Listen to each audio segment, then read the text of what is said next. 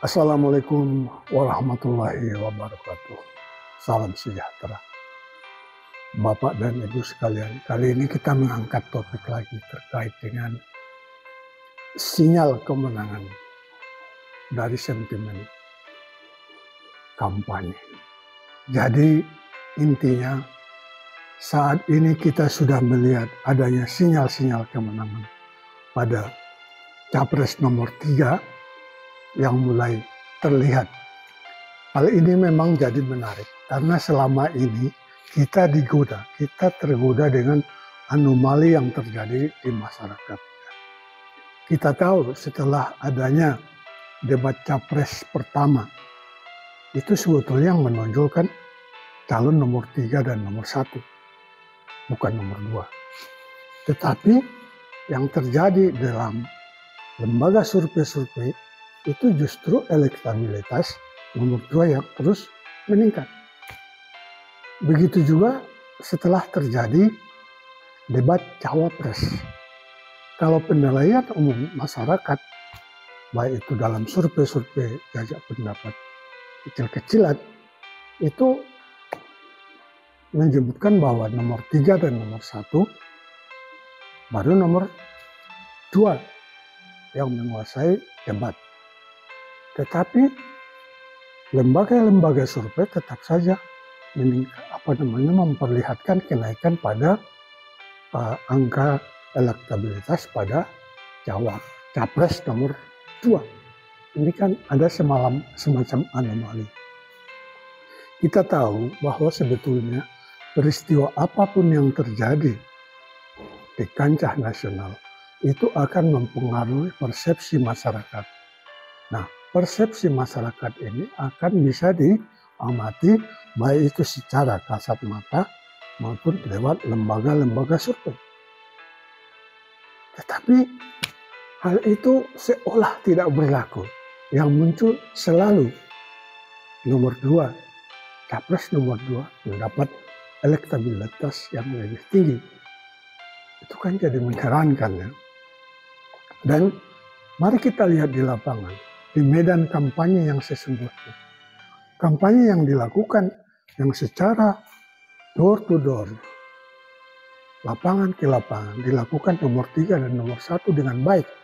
Apalagi nomor 3 melakukan kampanye yang tersusun rapi, terorganisir dengan baik dan menyenangkan dan disambut meriah. Itu terlihat di mana-mana itu. Nah, begitu juga dengan peran serta akar rumput. Artinya baik itu dari para pendukung maupun itu dari relawan Ganjar Pranowo dan Mahfud MD.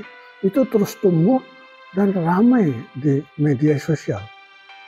Tetapi seolah itu tidak punya efek. Ini kan anomali. Sesuatu yang mengherankan.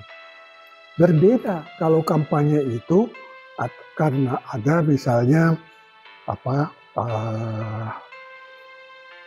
pengambilan sembako, katakanlah pengerahan begitu ya.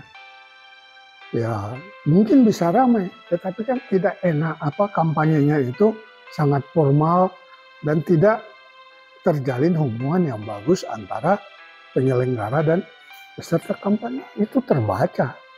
Orang hanya berbaris untuk mendapatkan sesuatu, setelah itu ya dia pulang. Artinya setelah dapat bagian dia pulang. Rasa bodoh dengan yang berikutnya, kan itu yang terbaca. Beda sekali dengan kampanye yang diatur dengan baik dan dilakukan dengan empati yang tinggi. Nah, kemudian yang menarik lagi adalah janji-janji kampanye. Baik itu dalam hal misalnya pengadaan pupuk. Karena dalam kampanye yang sekarang ini kelihatan sekali bahwa para petani itu sangat membutuhkan pupuk. Dan itu dijanjikan. Kalau mereka menang, pengadaan pupuk harus ditambah. Dan pembagiannya ya karena ditambahkan pasti lebih mudah. Dan juga menjanjikan bahwa akan ada internet gratis untuk semua lembaga pendidikan, sekolah ya, di sekolahan. Demikian juga dengan biaya pendidikan. Ada programnya jelas, gratis sampai SMA. Dan ada keluarga, satu sarjana per keluarga miskin. Ditunggung sampai dia jadi keluarga, jadi sederhana. Dan juga ada juga kemudahan permodalan. Karena kita tahu kan selama ini UMKM itu memang selalu dikampanyekan oleh pemerintah, tetapi lembaga-lembaga yang mendukung seperti BUMN, yang menyelenggarakan KUR, kredit usaha rakyat ya, tetapi dalam pelaksanaannya kan sangat kecil dibandingkan dengan bantuan pemerintah dalam mengembangkan usaha-usaha besar menengah ke atas. Itu sangat ironis, dan itu dijanjikan. Artinya baik janji politiknya maupun penyelenggaraannya diselenggarakan dengan baik, tetapi kok hasilnya tidak terlihat. Itu yang mengherankan selalu. Tetapi untunglah belakangan ini kita melihat bahwa dari survei yang dilakukan IP dan juga survei untuk menselasar, untuk artinya yang khusus untuk generasi milenial, itu sudah mulai memperlihatkan. Pemirsa, Lembaga Indonesia Political Expert merilis hasil survei terkini. Ya, pasangan calon presiden dan wakil presiden Ganjar Mahfud unggul atas Prabowo Gibran dan Anies Muhaimin. Hasil survei Indonesia Political Expert menyebutkan survei yang dilaksanakan selama 3 periode, yakni periode Agustus hingga September, kemudian periode November, dan periode Desember 2023, menunjukkan pasangan Ganjar Mahfud berturut-turut memperoleh elektabilitas 30,45%, 32,78%, dan 33,57%. Sementara itu pasangan Prabowo Gibran di posisi kedua mendapatkan elektabilitas 29,89%, 30,75%, dan 31,25%. Sementara itu di posisi terakhir pasangan Anies Muhaimin mengumpulkan elektabilitas 23,79%, 25,60%, dan 26,79%.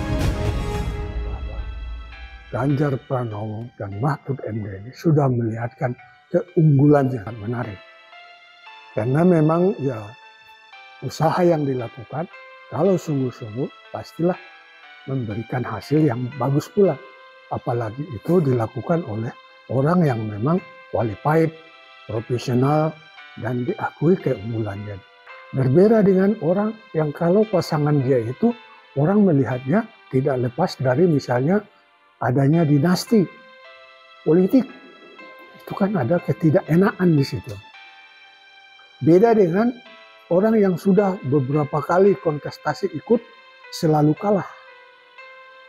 Kenapa itu terjadi? Kalau calonnya itu bagus, sudah dari dulu-dulu beliau akan berhasil, kan begitu. Dan ada juga kontestasi yang memang belum, yang kalau dinilai dari pengalaman, belum punya pengalaman. Bagaimana bisa mereka yang punya permasalahan dengan diri mereka sendiri bisa berkontestasi dan menang di angka-angka survei, sementara yang ditawarkan pepesan kosong kan. Jadi Bapak dan Ibu sekalian, bahwa apa yang kita lihat sekarang mulai terlihat sinyal-sinyal kemenangan dengan memperlihatkan hasil-hasil survei yang dilakukan beberapa lembaga survei, dan terlihat keunggulan di pasangan nomor 3 belakangan ini. Demikian Bapak dan Ibu. Wassalamualaikum warahmatullahi wabarakatuh.